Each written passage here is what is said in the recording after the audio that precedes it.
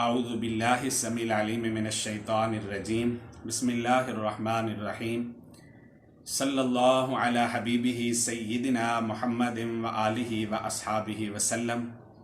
قال رسول اللہ صلی اللہ علیہ وسلم من حسن اسلام المرء ترکہ ما لا یعنیہ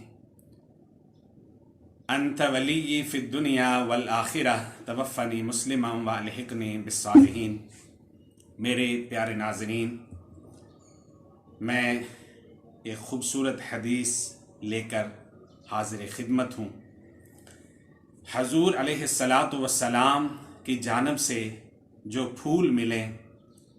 انہیں جھولی میں ڈال لیں اور اس پر عمل کر لیں تو یقیناً اللہ کی بارگاہ سے ہم جیسے گنہگار بندوں کو شفا نصیب ہوگی،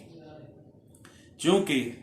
حضور علیہ السلام جو فرماتے ہیں سچ فرماتے ہیں۔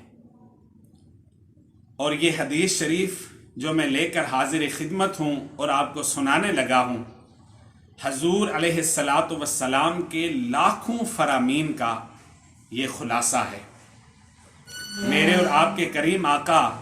حضرت محمد مصطفیٰ صلی اللہ علیہ وآلہ وسلم نے ارشاد فرمایا، کسی شخص کے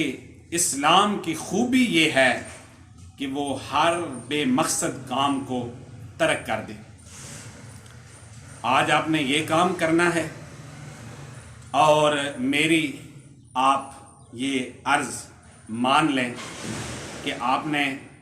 آج رات کو سونے سے پہلے ایک فہرست تیار کرنی ہے۔ 24 گھنٹے کی نہیں، 12، 13، 14 گھنٹے کی فہرست تیار کریں، سویر سے لے کر شام تک کی۔ اور وہ فہرست جب آپ کے سامنے آئے گی اس میں آپ سب کچھ لکھیں کہ آج میں نے دن میں اتنی مرتبہ کھانا کھایا ہے، اتنی مرتبہ پانی پیا ہے، اتنا ٹائم میں نے سوشل میڈیا پہ دیا ہے، اور اسی طرح اپنے جتنے بھی معمولات ہیں، جو بھی آپ کی ڈیوٹی ہے، آپ کا کاروبار ہے، آپ کی ملازمت ہے، اتنا ٹائم میں نے ادھر صرف کیا ہے، اور اسی طریقے سے میں یہاں پر بیٹھا ہوں، فلاں جگہ پر میں اٹھا ہوں، یہ میں نے آج یہ سیاسی گفتگو کی ہے، یہ دین کی بات کی ہے، یہ دین کا پیغام پہنچایا ہے۔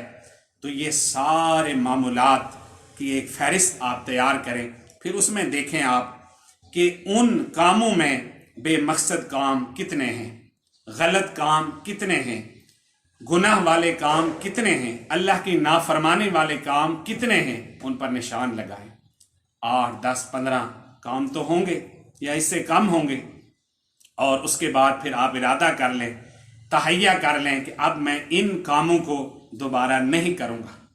کہ میرے رسول پاک صلی اللہ علیہ وآلہ وبارک وسلم نے مجھے بے مقصد کام کرنے سے منع کیا ہے، روکا ہے۔ اور پھر اگلے دن آپ پھر اسی طرح سویر سے لے کر شام تک، سونے سے پہلے تک کے تمام معمولات لکھیں،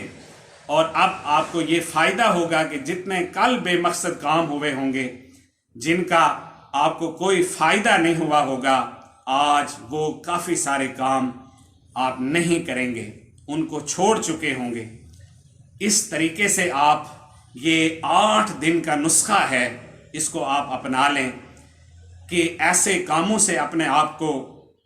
دور کر لیں کہ جن سے آپ کو کوئی فائدہ نہیں ہو رہا، نہ آپ کے جسم کو تقویت ملتی ہے، نہ آپ کے روح کو کوئی فائدہ میسر آتا ہے، نہ اس کام سے آپ کے اخلاق کو سنوارنے کا سبب بنتے ہیں۔ ان کو آپ چھوڑتے چلے جائیں اور اس فہرست پر نشان لگاتے جائیں، اگلے دن اس سے کم، اس سے اگلے دن اس سے کم۔ 8 دن یہ نسخہ استعمال کر کے آپ نے دیکھنا ہے، میرے پیارے ناظرین نے کر کے یہ نسخہ استعمال کر کے دیکھنا ہے۔